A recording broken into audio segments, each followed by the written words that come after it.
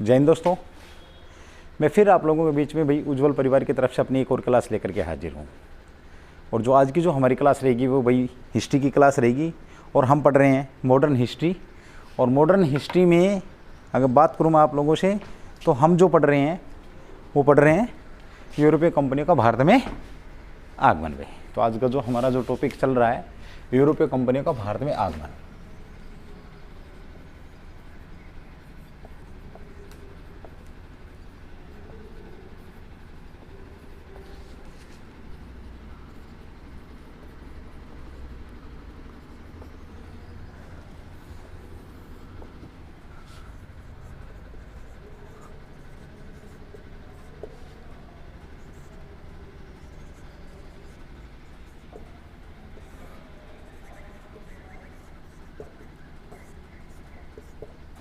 Okay भाई,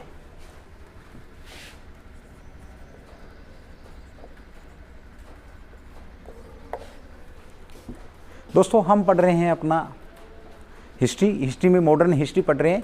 और जो पीछे इससे पहले जो हमने क्लास डाल रखी है अपनी, उसमें जो हमारा जो टॉपिक रन है मॉडर्न हिस्ट्री के अंदर वो क्या है, यूरोपीय कंपनियों का भारत में आगमन की किस प्रकार से यूरोप से जो भारतीय कंपनियां, भारत के अंदर जो कंपनियां आई कैसे उन्होंने अपने आप को स्टेबल किया, इस बारे में हम बातचीत कर रहे थे। और उसमें जो हमारी जो लास्ट क्लास निकली थी मेरे मित्रों, वो हमारी क्या थी लास्ट क्लास, फ्रांसीसी वर्सेस अंग्रेज। क्योंकि सबके सब लोग आए एक तरीके से, आप लोगों को पता है, मैं बार बार उस चीज़ को नहीं रिवाइज कराऊंगा, लेकिन आपको पता है लास्ट में जो हमारा जो टॉपिक चल रहा था, लास्ट क्लास जो 12th क्लास थी, हमारी 12वीं क्लास थी, उसके अंदर मैंने जिक्र किया था आप लोगों के सामने। जो पीछे एक 1 आवर की क्लास थी अपनी, अब क्या बोलूँ, बहुत अच्छी देखी गई, बस यही बोलूँगा, मैं ज़्यादा कुछ बोलूँगा नहीं। आप लोग देखते नहीं हैं, बहुत भाई बड़ा फील होता है, इतनी मेहनत से क्लास बनाओ और आप लोग देखें ना, तो वो आप लोगों की भाई मर्जी है। फिर भी चलिए मैं बता देता हूँ आप लोगों को। उस दिन था मेरा विचार कि मैं इस पूरे टॉपिक को इसी क्लास के अंदर करूँगा, लेकिन आज एक छोटी सी क्लास रहेगी जो कि काफ़ी सारे आपके मोस्ट इंपॉर्टेंट क्वेश्चन यहाँ से बनते हैं, इसलिए एक ये 15-20-25 मिनट की क्लास रहेगी, तो वो आपके बीच में है। तो उस क्लास के अंदर मैंने जिक्र किया था, क्या किया था भाई, कर्नाटक के युद्धों का जिक्र किया था। कर्नाटक के युद्ध, कर्नाटक का प्रथम जो युद्ध था, फर्स्ट युद्ध था, 1746 से लेकर के 48 तक हुआ था, यह आप लोगों के बीच में मैंने जिक्र कर दिया था। उसके बाद कर्नाटक का सेकंड जो युद्ध था, कर्नाटक का जो सेकंड जो युद्ध था, ये कब से कब हुआ भाई, 1749 से लेकर के 1754 तक हुआ था। ओके, कर्नाटक का तृतीय जो युद्ध था वो 1756 से लेकर के और 1763 तक माना गया। मैंने आप लोगों को एक बात बताई थी कि भाई हम जो आज पढ़ेंगे उसमें हम 2 चीज़ों का जिक्र करेंगे। एक तो हैदराबाद के निज़ाम का जिक्र करेंगे, हैदराबाद के निज़ाम की जो हमारी जो क्लास घूमेगी वहाँ कहाँ घूमेगी, निज़ाम के आसपास, निज़ाम। और दूसरी बात किसके भाई, कर्नाटक का जो नवाब है, कर्नाटक के नवाब के आसपास, क्योंकि यहाँ पर ही कंपनियों ने एक दूसरे के प्रति क्या किया था, ये जो दोनों कंपनी बची थी लास्ट के अंदर, बाकी पे तो सब पे अंग्रेजों ने क्या कर लिया था, अपना सर्वोच्चता हासिल कर ली थी। अब बस सिर्फ बच गए थे कौन, फ्रांसीसी। ये 2 शक्तियों का आपस में टकराव हो रहा था उस समय। वो जो सिचुएशन थी उसको मैंने आप लोगों के बीच में क्लियर करने की कोशिश करी थी, कंसेप्ट की, कि कॉन्सेप्ट कैसे क्लियर, कैसे कैसे सिचुएशन बची और कैसे कैसे। और मैं बता दूं आप लोगों को कि लगभग अगर मैं बात करूं कि मॉडर्न हिस्ट्री से क्वेश्चन आए और मॉडर्न हिस्ट्री से यूरोपीय कंपनियों के आगमन से चैप्टर में से अगर क्वेश्चन उठाया जाए, तो मैं भी शायद ये जो कर्नाटक के जो युद्ध हैं वेरी वेरी मोस्ट इंपॉर्टेंट है और यहाँ से क्वेश्चन बनने की बहुत ज़्यादा संभावना रहती है। चलिए भाई, तो मैंने एक युद्ध की बात करी थी 1746 से लेकर के 48 तक के युद्ध की बात करी थी। बीच में मैंने बात करी कि कैसे 1746 में बॉर्नेट जो नाम का जो अंग्रेज अधिकारी था उसने, मैं एक बार बता देता हूं आपको पीछे की क्लास 2 मिनट के अंदर, फिर मैं आगे बढ़ूंगा। देखिए कैसे बॉर्नेट ने उनके जहाज़ों को, युद्ध पोतों को, उसने बार्नेट एक जो व्यक्ति था, अंग्रेज अधिकारी था, उसने एक सिचुएशन क्रिएट कर दी थी युद्ध की। उसने क्या किया था, कर्नाटक के प्रथम युद्ध का जिक्र कर रहा हूँ मैं, कैसे स्टार्ट हुआ था। तो वहाँ उसने क्या किया था, कुछ जो जहाज़ थे, एक कहानी के तौर पे भी सुनेंगे तो भी आपको क्वेश्चन आंसर आपको याद हो जाएंगे। उसने क्या किया था, कुछ जहाज़ों को अपने अंडर कर लिया था। तो उसके बाद जो डुप्ले था, फ्रांसीसी जहाज़ों को, डुप्ले उस समय गवर्नर था, डुप्ले ने नवाब को रिपोर्ट करी, नवाब की उन्होंने सुनी नहीं। जब नवाब की नहीं सुनी तो उन्होंने ये जो अपने 1721 में जब उन्होंने मॉरिशस पे कब्जा किया था, तो यहाँ पर क्या था, उन्होंने ये एक वो बुडोन नाम के एक गवर्नर थे, इनसे मदद मांगी इन्होंने। और ये 3000 सैनिक लेकर के भाई हालांकि मैं करा चुका हूं, फिर भी एक बार बता देता हूं, ये 3000 सैनिकों के साथ कहां पहुंच गए, ये कोरोमंडल तट पर पहुंचकर वहां इन्होंने क्या किया, मद्रास का घेरा डाल दिया। अब इस व्यक्ति के दिमाग में सिर्फ एक बात थी, बात क्या थी कि भाई ये चाहता था सिर्फ पैसे ले और वापस चल दे। तो 40,000 पाउंड के बदले, जैसे कि आप लोग जानते हैं, इस बात को समझते हैं, 40,000 पाउंड के बदले इन्होंने क्या किया था, उसको मद्रास का घेरा उठा लिया था। अब पूछा जा सकता है आप लोगों से कि डुप्ले ने पहली बार किससे मदद मांगी। अब आपको नाम पता लग गया, लाबुडोन से मदद मांगी इन्होंने। उसके बाद ये पूछा जा सकता है कि ये कहाँ के गवर्नर थे, तो मॉरिशस के गवर्नर थे। यहीं से एक क्वेश्चन और भी बन जाता है कि भाई मॉरिशस को फ्रांसीसियों ने कब जीता था, तो 1721 के करीब उन्होंने मॉरिशस को जीता था। उसके बाद ये वापस चले गए। और कितने मतलब किस फैसले के ऊपर ये वापस गए थे, तो इनको 40,000 पाउंड दे दिए गए थे अंग्रेजों की तरफ से, तो ये वापस चले गए। लेकिन डुप्ले ने क्या किया, एक महत्वाकांक्षी था वो, एम्बिशन जो लोग रखते हैं। यहाँ पे देखिए एक बात बता देता हूँ मैं आपको, एम्बिशन होनी बहुत ज़रूरी है, लेकिन यदि वही एम्बिशन बहुत ज़्यादा बढ़ जाए तो फिर वो आपके लिए ठीक भी नहीं होती है। और लेकिन ये किसी व्यक्ति में यदि एम्बिशन है ही तो भी ठीक नहीं है। आप समझ रहे हैं मेरी बात, जो मैं कहना चाह रहा हूँ। चलिए दोस्तों, तो एक बहुत ज़्यादा एम्बिशन थी उसके अंदर, इच्छा थी उसकी, तो उसने क्या किया, बाद में वापस मद्रास का घेरा डाल लिया। अब जब मद्रास का घेरा डाल लिया तो यही बात किसने की, अंग्रेजों ने जाके नवाब के पास खड़े हो गए। अब नवाब जो कर्नाटक के जो नवाब थे, यहाँ पे मैं क्वेश्चन छोड़ रहा हूँ आप लोगों के लिए, उस समय 1748 में कर्नाटक के नवाब कौन थे, 1748 में जो कर्नाटक के नवाब थे उनका नाम आप लोग मेरे को कमेंट्स करके बताएंगे। ओके, जो कर्नाटक के जो नवाब थे उन्होंने क्या किया, उन्होंने भाई इसको बोला, डुप्ले को बोला कि भाई आप इसको छोड़ दें। किसको छोड़ दें, मद्रास का घेरा उठा लें। लेकिन डुप्ले ने यहाँ पे क्या किया, अपनी कूटनीति का यूज करते हुए उसने बोला कि भाई ये अंग्रेज अगर चले गए तो मैं आप लोगों को ये मद्रास आपको दे दूंगा। लेकिन उसको लगा कि नहीं, ये तो काम गड़बड़ हो जाएगा भाई, ये तो काम गड़बड़ हो जाएगा। तो उसने क्या किया, युद्ध की घोषणा होगी और एक युद्ध लड़ा गया 1748 ईस्वी में, जो कि सेंट थोमे के नाम से जाना गया। सेंट थोमे का युद्ध लड़ा गया। कब लड़ा गया, 1748 ईस्वी में। अब देखो, मैंने इसको बहुत अच्छे तसल्ली से आप लोगों को बताया कि ये युद्ध था बहुत महत्वपूर्ण युद्ध था। किस किस के बीच लड़ा गया था, कर्नाटक के नवाब के बीच में लड़ा गया था, और किसके बीच में लड़ा गया था भाई, फ्रांसीसियों के बीच में। इसमें जीते कौन थे, फ्रांसीसी जीते थे। यहाँ तक क्लियर होगी। एक फ्रांसीसी में पैराडाइज नाम के एक जो पैराडाइज थे, अधिकारी थे, उनके पास 230 के करीब फ्रांसीसी सैनिक थे और 750 के करीब 750 के करीब हिंदुस्तानी सैनिक थे। इतने सैनिकों को लेकर के उसने क्या किया था, जो कर्नाटक के नवाब थे उनके पास जो 10,000 की जो सेना थी उसको हरा दिया। अब इस युद्ध का फर्क इसलिए पड़ा, महत्व इसलिए बढ़ गया, आप लोगों से ये भी पूछा जा सकता है कि सेंट थोमे का जो युद्ध था वो किस प्रकार से अपने आप में महत्वपूर्ण था। तो मैंने वो चीज़ आप लोगों को बतानी चाहिए है कि वो महत्वपूर्ण क्यों था। देखिए, उससे 2-3 बातें निकल करके आई भारत वालों के बारे में, इंडिया के बारे में, इंडिया की सेना के बारे में 2-3 बातें निकल करके आई। पहली बात तो ये निकल करके आई कि भाई इंडिया की जो राजनीति बिल्कुल खोखले, कोई दम नहीं है। उस समय भारत की जो राजनीति बिल्कुल खोखले, कोई दम नहीं है, पहली बात। दूसरी बात ये निकल करके आई, यदि एक डिसिप्लिन सेना है, चाहे वो छोटी क्यों ना हो, यदि वो डिसिप्लिन है और आधुनिक है, तो वो कितनी भी बड़ी भारी पारंपरिक सेना हो, किसी के पास लाख सैनिक भी हों, और ऐसा हुआ है इतिहास के अंदर, एक डिसिप्लिन के साथ लड़ाई लड़ी गई है तो उसमें उन्होंने विजय हासिल करी है। तो ये बात एक बड़ा महत्वपूर्ण, एक मतलब जो खोखलापन था उस समय, भारत की राजनीति का जो खोखलापन था वो निकल कर के आ गया। इससे दोनों जो शक्तियां थी, उन शक्तियों का क्या बढ़ेगा भाई, मनोबल बढ़ेगा। जब कभी आप सीजीएल के ऊपर जब डिस्क्रिप्टिव लिखोगे या आईएएस प्रीलिम्स में लिखोगे तो आप लोगों को इस टाइप की बातें पता होनी चाहिए। या जब भी इसके बीच से क्वेश्चन बनकर के आ जाता है कि भाई वो किसके नेतृत्व में फ्रांसीसियों ने सेना, अपना जो सेंट थोमे का युद्ध था उसके किसके नेतृत्व में वो लड़ाई लड़ी थी, डुप्ले के नेतृत्व में लड़ाई नहीं थी। डुप्ले तो गवर्नर था, लड़ाई के लिए उसने तो एक अधिकारी को भेजा था, ठीक है, जिसका नाम मैंने आप लोगों को कल भी लिखवाया था, परसों में लिखवाया था, मैंने 2-3 बार जिक्र किया, अभी भी थोड़ी देर पहले लिया। ओके, उसके बाद क्या हुआ, फिर एक बात और निकल करके आई कि भाई जो घुड़सवार सेना है, यदि उसकी बजाय अगर हमारे पास तोपखाना की सेना, तो हमारी क्या रहेगी, बेस्ट है। तो ये बड़ा महत्वपूर्ण चीज, बात जो निकल करके आई, उनके दिमाग में बैठ गई, दोनों ताकत हो गए। लेकिन उसी समय फिर क्या हुआ, एस लास पेल की एक संधि हुई।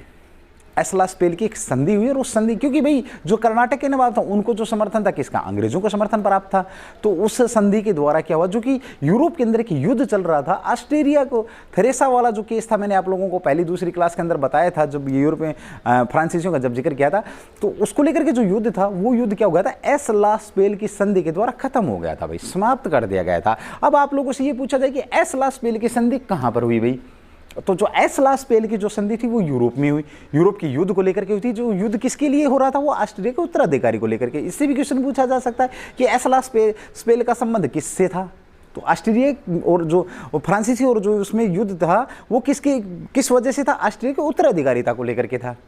तो बहुत सारे क्वेश्चन पे क्वेश्चन बनते हैं, यदि आप लोग इनको विदाउट स्केप करें, अगर आप लोग इसको पढ़ने की कोशिश करेंगे, बहुत बढ़िया क्वेश्चन है। चलिए दोस्तों, उसके बाद फिर क्या हुआ भाई, वहां पे जो अमेरिका में विवाद था, अमेरिका उपनिवेश था इधर भारत में, इधर यहाँ पर मद्रास का घेरा डाल रखा था, उधर कहीं वो लुईबर्ग था जो कि अमेरिका में एक जगह थी, जैसे मद्रास है वैसे लुईबर्ग भी है भाई वहाँ पे अमेरिका में। तो वहाँ पे उनको फ्रांसीसियों को एसला स्पेल की संधि के द्वारा लुईबर्ग दे दिया गया, और यहाँ पर भाई मद्रास से घेरा उठवा दिया गया। ये यहाँ पर युद्ध समाप्त हो गया, लेकिन दोनों शक्तियाँ क्या पैरेलल, उनको मद्रास मिल गया, उनको लुईबर्ग मिल गया। यहाँ तक क्लियर हुआ, ये बात बताइए। उसके बाद फिर मैंने बात करी आप लोगों से, देखिए दूसरे युद्ध की, किसके 1749 से लेकर 1754 के बीच में जो युद्ध हुआ, इसके बीच में जो 1749 और 48 के आसपास एक कुछ घटनाक्रम हुआ। घटनाक्रम क्या हुआ, जो आसफ जहां थे, जो कि हैदराबाद के जो निजाम थे, निजामुल उल्क आसफ जहां, उनकी क्या हो गई, देहांत हो गया। अब जो उनका बेटा था नासिर जंग, वो क्या उत्तराधिकारी है भाई, उत्तराधिकारी। उसने जब बोला कि भाई मैं यहाँ निजाम का उत्तराधिकारी हूँ, तो इधर से उसका जो भांजा था, किसका, निजामुल उल्क, इसका जो आसफ जहां का जो भांजा था वो मुजफ्फर जंग, उसने उसको चैलेंज किया कि भाई मैं भी यहाँ का निजाम बनूंगा। बात यहाँ तक क्लियर होगी। अब जब दोनों खड़े आमने सामने, इधर एक और घटना घटी। देखिए 1741 ईस्वी के अंदर मराठों ने क्या किया था कि एक लड़ाई लड़ी थी, उस लड़ाई के दौरान क्या किया था, चंदा साहब जो थे, चंदा साहब को क्या किया था, उन्होंने बंदी बनाया था। जो दोस्त अली खां थे, दोस्त अली खां को मार दिया था, कर्नाटक के जो नवाब थे उस समय, और उसको बंदी बना लिया था, उसको छोड़ दिया भाई साहब को। और उसी दौरान जो निजामुल को आसफ जो हैदराबाद के निजाम थे, उन्होंने अनवरुद्दीन को क्या बनाया था, कर्नाटक का नवाब बनाया था। समझ गए आप लोग। अब नवाब कौन है वहां पे, अब जो कर्नाटक के नवाब है वो उसी समय के बनाए हैं। तो ऑफिशियली सी बात है। अब मान लिया फॉर एग्जांपल मैं भी होता, तो मैं भी जब जेल से निकलता तो मैं भी सोचता भाई ये चेयर मेरे को चाहिए। अब वही हुआ, इधर चंदा साहब ने आकर के क्या कर दिया कि जो नवाब थे, नवाब अनवरुद्दीन थे जो कर्नाटक के, उनके लिए खड़े हो गए कि भाई ये चेयर खाली कर, अब तुम, ये चेयर मेरी है। चंदा साहब ने बोला। इधर मुजफ्फर जंग ने बोला कि मैं हैदराबाद का निजाम बनूंगा, क्योंकि मैंने पहले ही क्लियर कर दिया कि दोनों ताकतें कहां पे लड़ रही हैं, कर्नाटक और हैदराबाद के बीच में। और ये चीज अगर आपको समझ में आ गई तो फ्रांसीसियों का टॉपिक आपको क्लियर हो जाएगा और अंग्रेजों का संघर्ष का टॉपिक क्लियर हो जाएगा। अब देखिए दोस्तों, जब इस प्रकार की बात होगी तो आगे क्या हुआ, इधर अंग्रेजों ने क्या किया, डुप्ले के बीच में फिर वही एक महत्वाकांक्षा, एम्बिशन वर्ड आता है, वही मतलब एम्बिशन ज्यादा रखता था वो व्यक्ति। उसने क्या किया, मुजफ्फर जंग को बोला मैं तेरा साथ दूंगा। इधर अंग्रेज मुजफ्फर जंग का साथ दे दिया, उधर चंदा साहब को बोला ठीक है कर्नाटक का नवाब तू रहेगा, मैं तेरा साथ दूंगा। और उसको मुजफ्फर जंग को बोल दिया तू हैदराबाद का निजाम रहेगा, मैं तेरे की सैनिक सहायता दूंगा।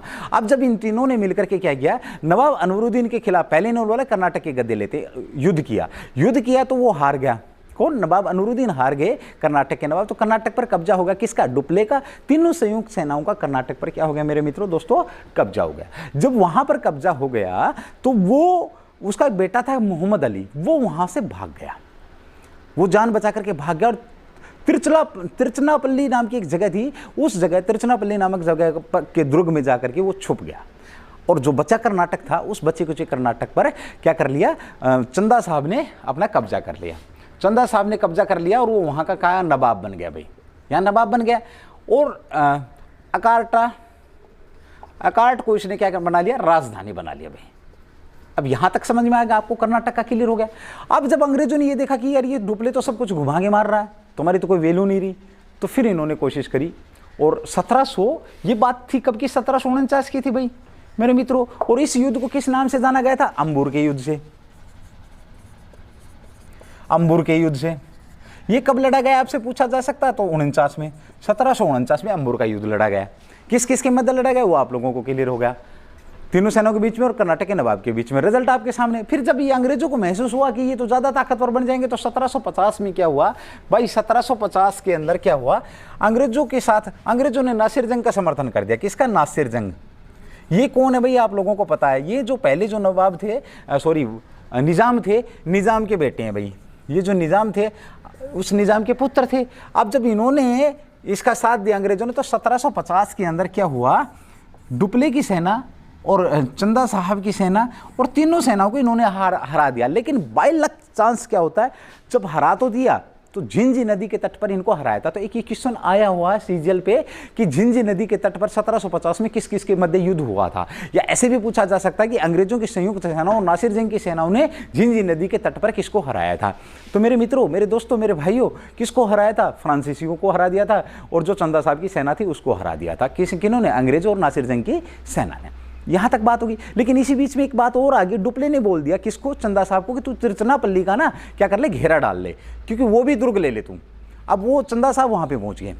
अब यहाँ पे हरकत क्या हुई, जब ये जीत गई युद्ध के अंदर तो जश्न मना रहे थे, तो उसी समय इसकी सेना, किसकी सेना? नासिर जंग की सेना ने क्या कर दिया भाई, विद्रोह कर दिया। विद्रोह कर दिया, और विद्रोह के दौरान इसको मार दिया, इसी की सेना ने नासिर जंग को मार दिया। अब इस मौके का फायदा उठाने के लिए डुप्ले ने क्या किया, तुरंत ही किसको? मुजफ्फर जंग को भाई, मुजफ्फर जंग को नवाब घोषित कर दिया, निजाम घोषित कर दिया।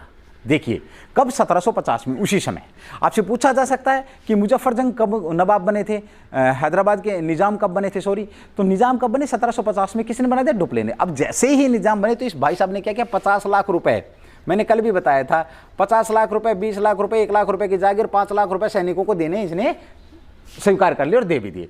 अब डुप्ले ने एक अधिकारी को, बुशी नाम के एक अधिकारी को बोला, भाई तू इसको लेकर के आजा पांडिचेरी। जब वो लेके जा रहा था तो रास्ते में कुछ पठानों ने मिलकर इस भाई साहब को खत्म कर दिया। जब इसको खत्म कर दिया तो होता क्या, जब इसको खत्म कर दिया तो उसने एक चाल चली बुशी ने, कि उसको पता था कि अगर ये बात अंग्रेजों तक पहुंच गई तो दिक्कत हो जाएगी। उसने तुरंत ही बिना कुछ सोचे समझे, और निजाम के जो सेकंड बेटे थे सलावत जंग खां, सलावत जंग को क्या कर दिया, वहां का निजाम घोषित कर दिया। यहां तक समझ के, और पहुंच गया कहां? हैदराबाद की तरफ निकल गया। अब इधर सारी बातें होगी। अब जब यहाँ पर एक क्लाइव नाम के कलरक था, तो अब अंग्रेजों के दिमाग में बात उठी कि यार ये तो सारा सेटअप फ्रांसीसियों का हो गया, अब हम कैसे सर्वोच्चता हासिल करें। देखिए वही बोला ना किसी ने, लहरों से डर के नौका पार नहीं होती, कोशिश करने वालों की कभी हार नहीं होती। और याद रखना मेरे दोस्तों, मेरे मित्रों, हार के बाद हमेशा जीत है होती। वही चीज हुई, इन्होंने हार नहीं मानी। और एक छोटा सा कलरक था, कलरक पोस्ट पे लिपिक के, उसने बोला भाई उनको क्या चाहिए था, बोला इन्होंने जिक्र किया कि भाई आपस में हमें अगर यदि मोहम्मद अली जो चांद साहब का जो सॉरी उसका जो लड़का था, किसका? नवाब अनवरुद्दीन, कर्नाटक के नवाब अनवरुद्दीन का जो लड़का भाग करके तिरचनापल्ली में गया था, मोहम्मद अली, वो अगर मिल जाए तो हम उसको कर्नाटक का नवाब बना दें। लेकिन वो मिले कैसे? क्योंकि भाई वहां तिरचनापल्ली का तो क्या कर रखा, घेरा डाल रखा। किसने? चंदा साहब ने घेरा डाल रखा, मतलब चंदा साहब ने वहां का घेरा डाल रखा। तो अब अंग्रेज असमंजस में आ गए। अब जब अंग्रेज असमंजस में आ गए तो एक क्लाइव था जो कलरक था, उसने एक रियायत दे दी छोटी सी। देखिए दिमाग आपको पता नहीं कहां से कहां पहुंचा दी। उसने बोला कि आप एक काम करो सरकार। बोला हाँ, जो चंदा साहब ने घेरा डाल रखा है, किसका? चंदा साहब ने घेरा डाल रखा है तिरचनापल्ली का। हाँ बिल्कुल भाई, तो आप एक काम करो ना, आप उसकी राजधानी का घेरा डाल लो, अकार्टा, जो राजधानी उसने बनाई थी, ये अकार्ट जो राजधानी, आप उसका घेरा डालो, तो वहां से घेरा उठाएगा, भागेगा, यहां आएगा। अब यही हुआ। अब इन्होंने मेजर हेंस नाम के व्यक्ति को वहां भेजा, और उसने बोला चंदा साहब को कि घेरा उठा ले तो यहां से। अब वो वहां से सेना देख करके वो वहां से भाग गया। अब जब वो वहां से भागा, उसको पता लगा कि अकार्टा में भी घेरा डाल दिया है, वो वहां से भागा, तो रास्ते के अंदर तंजौर के एक राजा थे, उस राजा ने उसको मार दिया। अब जब तंजौर के राजा ने उसको मार दिया, वहां से घेरा उठ गया, तो अंग्रेजों को मोहम्मद अली मिल गए। अब जब अंग्रेजों, चंदा साहब की मृत्यु होते ही मोहम्मद अली, ये किसका पुत्र है भाई? मोहम्मद अली, आप लोगों को पता होगा किसका? नवाब अनवरुद्दीन का जो पुत्र है। मोहम्मद अली को कर्नाटक का नवाब बना दिया। अब कर्नाटक पर किसका कब्जा होगा भाई? कर्नाटक पर जब नवाब इन्होंने बना दिया तो किसका कब्जा होगा? ऑलरेडी ऑफिशियल सी बात है, जब जिसका भाई जिसने बनाया है ये उन्हीं की तरफ रहेगा। और अंग्रेजों ने एक उनकी कूटनीति, और यहीं से क्लाइव का जो प्रोग्रेस थी, जो लाड़ तक पहुंचा, एक छोटी सी राय यहीं तक 1754 में इनको क्या बना दिया? 1754 में कर्नाटक का नवाब बना दिया भाई। अब जब ये सारी बातें हो रही थी तो इसी समय 1754 से पहले जब ये सारी बातें होगी तो मेरे दोस्तों क्या हुआ, एक बार भाई खैर ये सारी बातें मैंने लिखा रखी हैं, नोट करने वाली बातें तो मैं वैसे बता ही रहा हूँ आप लोगों को। एक ये आप लोगों का एक किस्म से रिवीजन सा भी हो रहा है, और इसमें कुछ आपके जो साइंस हैं आप तो पूछेंगे नहीं, मुझे पता है कहाँ डाउट हो सकता है, वो मैं अपने आप बताने की आप लोगों के बीच में कोशिश कर रहा हूँ। और ये 15-20 मिनट का आज ये जो टॉपिक आप लोगों का यूरोपीय कंपनियों का भारत में आगमन और फ्रांसीसी अंग्रेज संघर्ष ये समाप्त हो जाएगा भाई। चलिए अब क्या हुआ, क्या 1754। अब देखिए, अब यहाँ से हमारी आज की क्लास जो स्टार्ट 1754 में क्या हुआ भाई, जो डुप्ले, खैर मैंने ये भी बता दिया था, डुप्ले को फ्रांसीसी सरकार ने वापस बुला लिया भाई, वापस बुला लिया फ्रांस इसको 1754, और किसको भेज दिया, गोडेहू। अब जो अगले जो जनरल हैं वो कौन होंगे, गोडेहू। गोडेहू को सैनिक तथा असैनिक दोनों काम दे दिए भाई इसको, असैनिक तथा सैनिक। मतलब उसने क्या बोल दिया भाई, सैनिक और असैनिक मामलों का अधिकारी बना करके गोडेहू को भेज दिया। और गोडेहू ने आते ही क्या किया, 1755 में आते ही एक संधि कर ली, जिसको किस नाम से जाना गया मेरे मित्रों, पांडिचेरी की संधि के नाम से जाना गया, पांडिचेरी की संधि।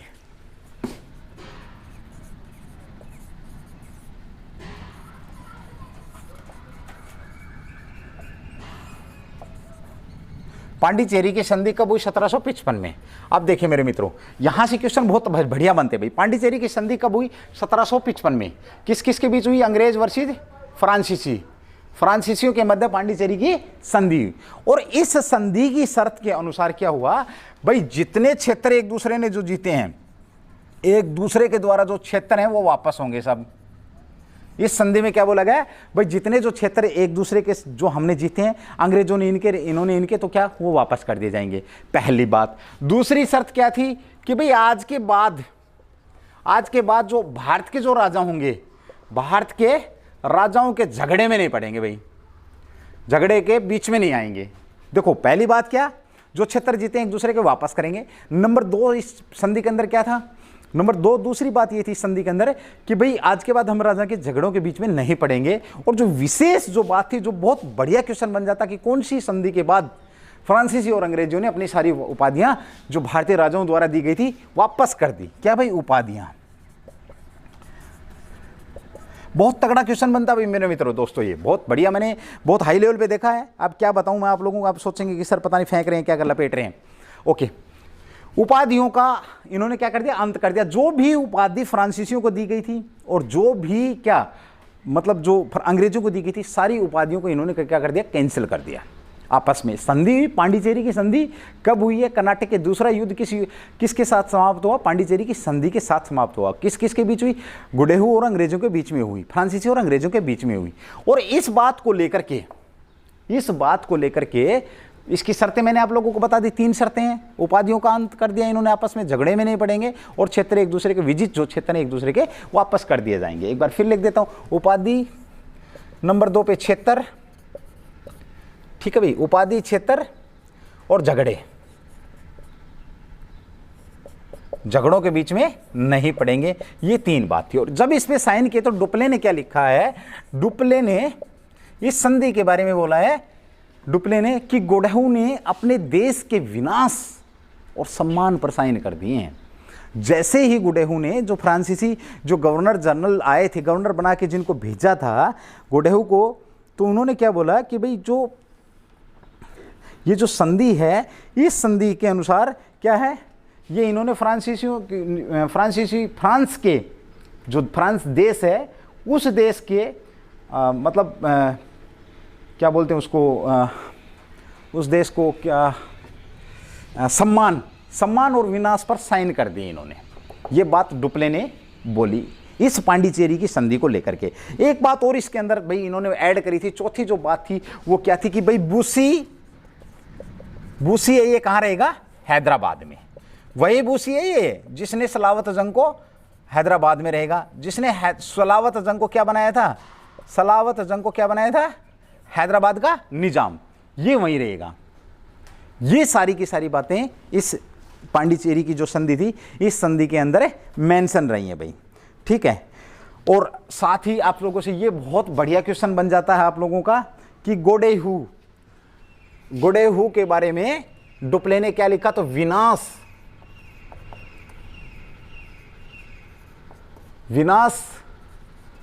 और सम्मान पर हस्ताक्षर कर दिए, साइन कर दिए। ऐसा किसने बोला भाई? ऐसा बोला किसने? डुप्ले ने इस संधि को लेकर के। अब होता क्या है, देखिए 1755 में संधि हो गई भाई। एक बार मैं आप लोगों को बता दूं, देखो पांडिचेरी की संधि कब हुई है? 1755 में हुई है। अंग्रेज और फ्रांसीसियों के बीच में हुई है। इसके अंदर बुशी हैदराबाद में रहेगा, झगड़ों में नहीं पड़ेंगे, उपाधियां वापस कर दी गई हैं। और क्या किया इन्होंने? उपाधियां, झगड़े और क्षेत्र जो जीते थे वो वापस कर दिए। और गोडेहू ने इसके बारे में दो बातें बोल दी कि भाई, गोडेहू के लिए दो बातें बोल दी डुप्ले ने कि भाई ये तो वो चीज़ कर दी इसने, फ्रांस के विनाश और सम्मान पर इसने सिग्नेचर कर दिया। यहाँ तक आप लोगों के बीच में क्लियर है भाई। चलिए भाई,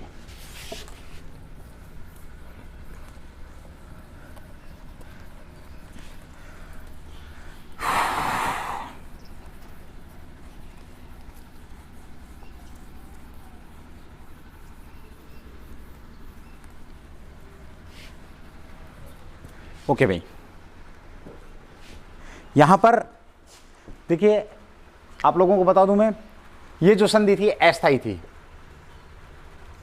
क्योंकि अभी तक किसी भी सरकार ने इसको क्या नहीं किया था, मान्यता नहीं दी थी। और 1756 में क्या हुआ? 1756 में युद्ध हुआ। कौन सा? सप्तवर्षीय युद्ध।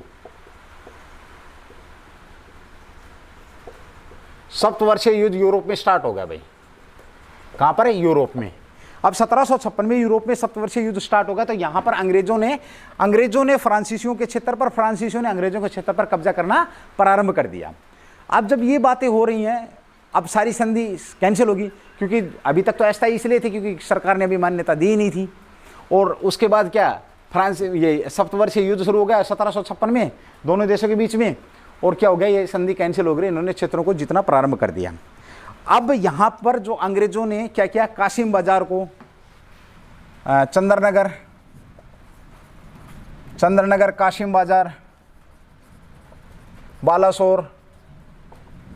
बालासोर में जितनी भी जो फैक्ट्रियां थी किसकी? फ्रांसीसियों की, उन पर कब्जा कर लिया। और इधर कर्नाटक में तिरुचनापल्ली को छोड़ दें तो पूरे कर्नाटक पर किसका अधिकार था? फ्रांसीसियों का। ये उस समय की सिचुएशन थी। असफल कोशिश जरूर करी इन्होंने कि भाई हम यहाँ तिरुचनापल्ली को भी ले लें फ्रांसीसियों ने, लेकिन नहीं मिल पाया। अब जब जैसे ही सप्तवर्षीय युद्ध प्रारंभ हुआ तो अंग्रेजों ने किस पर? चंद्रनगर पर कब्जा कर लिया, कासिम बाजार पर, बालासोर पर कब्जा कर लिया, और इनमें फिर विवाद प्रारंभ हो गया। अब जब विवाद प्रारंभ हो गया, हाँ भाई, विवाद प्रारंभ हो गया तो युद्ध तो होना ही है। तो तीसरे युद्ध का बिगुल बज गया। जो तीसरा युद्ध था वो कब से कब तक भाई? 1756 से लेकर के 1763 तक मैंने आप लोगों के बीच में बताया। अब यहां पर इन्होंने क्या किया, एक्चुअली जो वार शुरू हुआ था, एक्चुअल वार अगर की बात करूं तो मैं 1758 से, भाई कर्नाटक का जो तीसरा युद्ध है वो 1758 से प्रारंभ हुआ। क्योंकि 1758 में क्या हुआ था भाई, काउंट डी लाली, भाई सॉरी मैं गोडेहू के लिए बोल गया था सैनिक और असैनिक, वो एक्चुअली काउंट डी लाली को बना करके भेजा था इन्होंने, सैनिक और असैनिक अधिकारी, सैनिक और असैनिक अधिकारी बना करके किसको भेजा था? काउंट डी लाली को। और इस व्यक्ति ने आते ही क्या किया, सेंट डेविड फोर्ट को क्या कर लिया? जीत लिया। Saint David Fort, Saint David Fort को इसने आते ही जीत लिया। कब? 1758 में। भाई बड़े ध्यान से सुनना भाई, आते ही लड़ाई कर दी इस बंदे ने और सेंट डेविड फोर्ट को इसने जीत लिया और यहीं से वास्तविक लड़ाई इनकी शुरू हो गई। अब और उसके बाद इसने क्या कर दिया, मद्रास का घेरा डाल दिया भाई, मद्रास का घेरा। लेकिन क्या हुआ, अंग्रेजों की नौसेना आ गई, नौसेना, और घेरा क्या किया, उठाना पड़ा भाई। अब देखिए दोस्तों होता क्या है, कर्नाटक का तीसरा युद्ध स्टार्ट हो गया कब से, 1756 में। क्या हुआ, जैसे ही 1756 में सप्तवर्षीय युद्ध प्रारंभ हुआ, कहां पर, यूरोप के अंदर, और इन्होंने आपस में यहां पर भी युद्ध करना प्रारंभ कर दिया अंग्रेजों और फ्रांसीसियों ने। और जब ये यहां पर युद्ध प्रारंभ किया इन्होंने, तो इन्होंने क्या एक दूसरे के क्षेत्रों को जीतना प्रारंभ कर दिया। उस समय क्या था कि हैदराबाद के अंदर तो कौन है, बुशी है, और वो सलावत जंग निज़ाम है, तो थोड़ी सी हैदराबाद में कंडीशन इनकी भी अच्छी है। उसके बाद इधर तिरुचिरापल्ली में अंग्रेजों का कब्जा और कर्नाटक के शेष भागों पर भी कब्जा है, लेकिन अंग्रेजों ने बालासर को, चंद्रनगर को और जो ये अपना कासिम बाजार में जो फ्रांसीसियों की जो कंपनी थी वहां पर इन्होंने क्या कर लिया भाई, कब्जा कर लिया। यहां तक बात होगी क्लियर। उसके बाद 1758 ईस्वी में इस बंदे को भेजा, काउंट डी लिली को सैनिक और गैर सैनिक, असैनिक जो अधिकारों को साथ इसको जो बना करके भेजा, अधिकारी बना करके भेजा इसको, अधिकारी बना करके भेजा इसको। तो ये क्या हुआ, इसने फोर्ट सेंट डेविड को आते ही जीत लिया भाई। किसको जीत लिया? फोर्ट सेंट डेविड या Saint David Fort, Fort Saint David लिख लो अच्छा रहेगा भाई, Fort Saint David. Fort Saint David को आते ही इसने क्या कर लिया, जीत लिया और मद्रास का घेरा डाल दिया। लेकिन अंग्रेजों की नौसेना वहां पर पहुंच गई, इसको घेरा उठाना पड़ गया और एक और युद्ध की क्या होगी, तैयारी होगी। और जो निर्णायक युद्ध साबित हुआ, जिसे किस नाम से जाना जाता है, बहुत प्यारा क्वेश्चन आया हुआ अभी इसी जेल में मेरे मित्रों, कि अंग्रेजों और फ्रांसीसियों के बीच में निर्णायक युद्ध कौन से युद्ध के नाम से जाना गया? वांडियावास के युद्ध के नाम से जाना गया। एक बार भाई आप इसको राइट डाउन कर ले, फिर मैं आगे बढ़ूंगा भाई।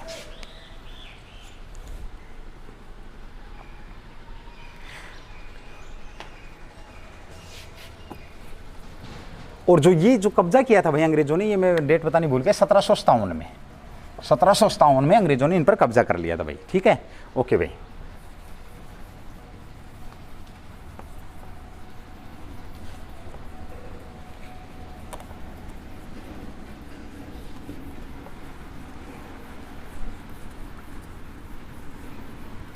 ओके मित्रों, होता क्या है अब देखो, तीसरा युद्ध शुरू हुआ कर्नाटक का, एक साल नहीं चला, 56 से लेकर 63 बता रहा हूं मैं आप लोगों को, तो 4 3 7 साल चला है। अब हुआ क्या, 1758 में, 1758 में फोर्ट सेंट डेविड को किले को जीत लिया, मद्रास पर घेरा डाला, घेरा पर वो उठाना पड़ा, मजबूरी होगी, और ये एक सिचुएशन तैयार कर दी एक तीसरे युद्ध के लिए। और तीसरा युद्ध हुआ मेरे मित्रों कब, 22 जनवरी 1760। Very very very very most important युद्ध है भाई। ये भी किसके बीच में, किस नाम क्या था इस युद्ध का? वांडियावास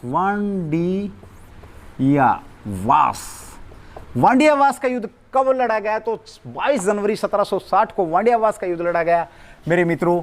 और ये जो युद्ध था ये किस किस के बीच में हुआ था? ये अंग्रेज वर्सेस फ्रांसीसी। और कारण क्या था भाई, आप लोगों को पता है, सर्वोच्चता हासिल करना। और जो ये स्टार्ट हुआ था कर्नाटक का तीसरा युद्ध, सबसे बड़ा कारण क्या था तीसरा युद्ध का स्टार्ट होने का? यूरोप के अंदर सप्तवर्षीय युद्ध का प्रारंभ। जैसे कर्नाटक के प्रथम युद्ध का अगर आप लोगों से पूछा जाए कि प्रथम युद्ध का सबसे बड़ा कारण क्या था, तो बॉर्नेट की मैं बात करूं, बॉर्नेट ने जो जहाज लूटे थे वो तो स्टार्ट किया था उस बंदे ने, लेकिन उसके पीछे जो रीजन था, वो रीजन क्या था कि जो ऑस्ट्रेलिया के जो युद्ध था, उस युद्ध का नाम मात्र, हम विस्तार मात्र भी कह सकते हैं, यानी कि जो ऑस्ट्रेलिया के उत्तराधिकारी को लेकर के जो युद्ध हो रहा था, वो कारण था उसका मेन कारण। ओके, ये कब हुआ भाई? 22 जनवरी 1760 में वो वांडियावास का युद्ध अंग्रेज और किसके बीच में हुआ? फ्रांसीसियों के बीच में हुआ। और यहां पर एक अंग्रेज अधिकारी थे आयरकुट के नेतृत्व में, अगर नेतृत्व पूछा जाए तो ये डी लाली हो गए। डी लाली कौन से डी लाली हैं भाई? आप लोगों को पता है, डी लाली फ्रांसीसी हैं। तो ये क्या हो गए? अंग्रेज वर्सेज फ्रांसीसी, इनके बीच में क्या हुआ? युद्ध हुआ, वांडियावास का निर्णायक युद्ध रहा ये। और इस युद्ध ने ये घोषणा कर दी कि इसके बाद कौन सर्वोच्च शक्ति है। अब देखिए, अंग्रेजों की तरफ से इस युद्ध में किसने नेतृत्व किया? आयरकुट ने, आप लिख सकते हैं भाई। और इसकी तरफ से किसने किया? डी लाली ने, काउंट डी लाली ने नेतृत्व किया फ्रांस की तरफ से भाई।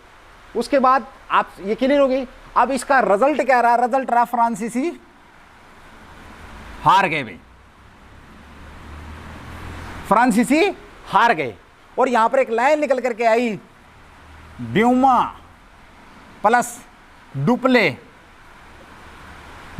द्वारा खड़ा किया गया महल समाप्त हो गया भाई, ढह गया। यह आप लोगों को पता है। और जो ये युद्ध था, वाड़ियावास का जो युद्ध था, ये युद्ध खत्म किस वजह से, किसके बाद हुआ?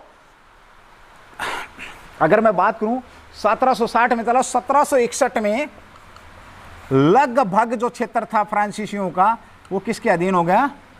अधीन अंग्रेजों के भाई, अंग्रेजों के अधीन हो गया। यहां तक क्लियर हो गया भाई।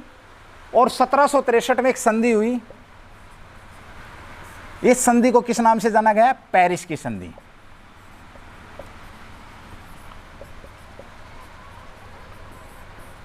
पेरिस की संधि। अब देखो दोस्तों, बात करी मैंने तीसरे युद्ध की। तीसरा युद्ध शुरू हुआ कब? 1756 में। सप्तवर्षीय युद्ध शुरू होते ही क्या क्या इनके बीच में विवाद होगा और इन्होंने अपने एक दूसरे क्षेत्रों पर कब्जा करना प्रारंभ कर दिया। अब कर्नाटक में कुछ हिस्से पर तिरुचिरापल्ली को छोड़ दें तो फ्रांसीसियों का अधिकार था, और दूसरे पर इनका अधिकार था भाई, अंग्रेजों का अधिकार था। बालासोर कासिम बाजार पर इन्होंने अधिकार कर लिया 1757 तक। और जो मेन अधिकार हुआ भाई, 1 मिनट के लिए समझना पड़ेगा आप लोगों को। देखिए, आप देखो एक बार इसको भाई। ओके भाई, वो थोड़ा सा बारिश किसी कुछ संभावना थी, कुछ डिस्टर्बेंस होता है, इसलिए वीडियो में रोकनी पड़ी। आप लोगों का आवाज़ आ भी रही होगी। ओके, मैंने बात करी थी कर्नाटक के तीसरे युद्ध की। 22 जनवरी 1760 को हुआ, वांडियावास में हुआ। आयरकुट और डीलाली, आयरकुट का नेतृत्व जो किया था, किसने किया था भाई? ये डिस्टर्बेंस ज़्यादा हो रहा है, मैं फिर एक बार रोकनी पड़ेगी मेरे को वीडियो। ओके दोस्तों, भाई सॉरी, थोड़ा सा डिस्टर्बेंस हुआ है क्लास के अंदर, माफ़ी चाहूँगा मैं। देखिए, एक बार रिवाइज करा देता हूँ, फिर आगे बढ़ेंगे। 1758 में मैंने क्या बताया? युद्ध शुरू हुआ कब? 1756 में, सप्तवर्षीय युद्ध के कारण हुआ। उसके बाद 1757 में इन्होंने काफ़ी हिस्सों पर एक दूसरे के कब्जा कर लिया। एंड देन फिर फ्रांसीसियों ने क्या किया? फ्रांस की तरफ से एक काउंट डी लाली नाम के व्यक्ति को भेजा गया, जिसको सैनिक और गैर सैनिक ताकतें देकर के अधिकारी बना करके उसको भेज दिया। उसने आते ही क्या किया? फोर्ट सेंट डेविड पर कब्जा कर लिया, मद्रास का घेरा डाल दिया। लेकिन अंग्रेजों की सेना ने क्या किया? अंग्रेजों ने नौसेना को बुला लिया। जैसे ही अंग्रेजों की नौसेना आई तो उन्होंने फ्रांस का उसका मद्रास का घेरा उठाना पड़ा, और एक और युद्ध की पृष्ठभूमि तैयार हो चुकी है। दूसरा और फाइनल युद्ध हुआ 22 जनवरी 1760 को युद्ध प्रारंभ हुआ, और जिसे वांडीवास के युद्ध के नाम से जाना गया। आपसे पूछा जा सकता है वांडीवास का युद्ध किस किस के मध्य हुआ? तो ये हुआ था अंग्रेज वर्सेस किसके मध्य हुआ था भाई? फ्रांसीसियों के मध्य। तो आयरकुट, ऐसे भी आयरकुट और डी लाली, काउंट डी लाली इसका नेतृत्व। पूछा जाए फ्रांस का नेतृत्व किसने किया? तो काउंट डी लाली ने किया। और अंग्रेजों का नेतृत्व किसने किया? आयरकुट ने किया। ठीक है भाई। और इसमें जीते कौन? फ्रांसीसी हारे, और इसमें अंग्रेज जीत गए। यहां तक क्लियर बात होगी। अब 1761 में क्या हुआ? मैंने ये बात करी 1760 में। 1761 में बहुत सारा जो लगभग जो क्षेत्र था, पूरा का पूरा क्षेत्र अंग्रेजों के अधीन होगा, जो भी फ्रांसीसियों के पास क्षेत्र था। और 1763 ईस्वी में एक संधि हुई, और जिसे पेरिस की संधि के नाम से जाना गया मेरे मित्रों। और उस संधि के बाद ये क्या हो गया? युद्ध समाप्त हुआ। अब देखो भाई, पेरिस की संधि, हाँ चलो लिख रखा मैंने, पेरिस की संधि। पेरिस की संधि, और इस पेरिस की संधि को लेकर के एक जो माल्सन, एक अंग्रेज विद्वान थे माल्सन। ओके भाई, माल्सन, उन्होंने क्या बोला कि जो ड्यूमा तथा डुप्ले ने जो महल द्वारा खड़ा किया गया महल या भवन, ऐसे बोल सकते हैं आप, भवन, भवन क्या हुआ? ढा दिया गया, ढह गया। आपसे पूछा जा सकता है कि ये कमेंट किसने दी थी कि डुप्ले और ड्यूमा और डुप्ले द्वारा खड़ा किया गया जो भवन था वो अब मिट्टी में मिला दिया गया, ढा दिया गया। किसने? माल्सन। माल्सन थे, ये अंग्रेज विद्वान थे भाई। ये कौन थे? अंग्रेज विद्वान थे। ऐसी कमेंटमेंट इन्होंने दी। 1763 में क्या हुआ? पेरिस की संधि हुई। अब एक बार आप इसको नोट कर लेंगे, फिर मैं पेरिस की संधि के बारे में आपको जल्दी से एक बार बताऊंगा कि पेरिस की जो संधि है उस संधि में क्या था भाई।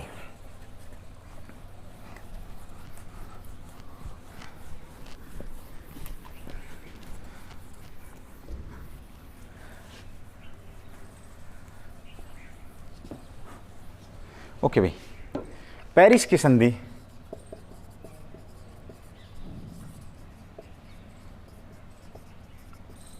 1763, वो मैंने बता दिया किस किस के मध्य हुई?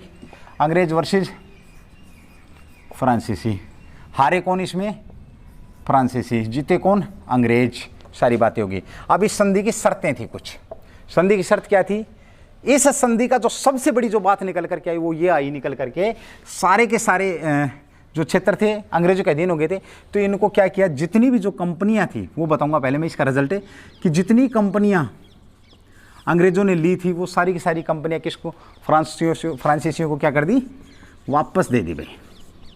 फ्रांसीसियों को वापस दे दी सारी कंपनियां जो अंग्रेजों ने जीती थी या जितने भी क्षेत्र जीते थे सारी के सारे वापस कर दिए, लेकिन कंपनियां वापस कर दी। नंबर 2, इसके साथ शर्त क्या रख दी कि अब अंग्रेज यहां पर किले नहीं बना पाएंगे, किलेबंद व्यापारिक कोठी की स्थापना नहीं करेंगे। दूसरी बात, जो कंपनियां इन्होंने दी हैं, जो इनके जो संस्थान, जो व्यापारिक संस्थान थे वो दिए हैं, उनमें सैनिक नहीं रखेंगे, सैनिक नहीं रख सकते। अब जब इस पर और इनको क्या कर दिया, केवल और केवल क्या, आप सिर्फ व्यापार करिए, व्यापार करिए, आप सिर्फ अपना काम करिए, आप सिर्फ अपने जो व्यापार का काम आप व्यापार करिए।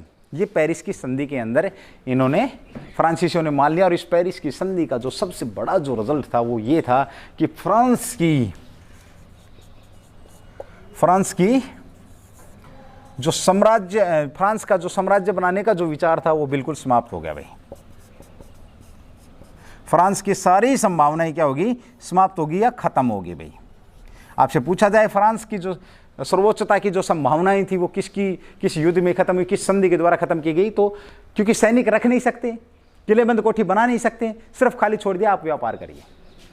और इस सब चीज को देख करके मालसन ने इस शब्द का यूज किया था कि जो ड्यूमा व डुप्ले द्वारा जो महल या भवन खड़ा किया गया था, आज उसको ढा दिया गया है और अंग्रेजों की सर्वोच्चता भारत के अंदर स्थापित हो गई। और यह क्लियर हो गया कि अब आने वाले समय में सर्वोच्च कौन होगा, सर्वोच्चता किसकी स्थापित होगी भाई, अंग्रेजों की, अंग्रेजों की सर्वोच्चता स्थापित होगी। यहां से क्वेश्चन बहुत अच्छे बनते हैं। कई बार वांडीवास के युद्ध में फ्रांस की तरफ से कौन लड़ाई लड़ रहे थे, तो काउंट डी लाली थे। अंग्रेजों की तरफ से कौन लड़ रहे थे, तो जो वांडीवास के युद्ध में तो वो आयरकुट थे, अंग्रेज अधिकारी आयरकुट।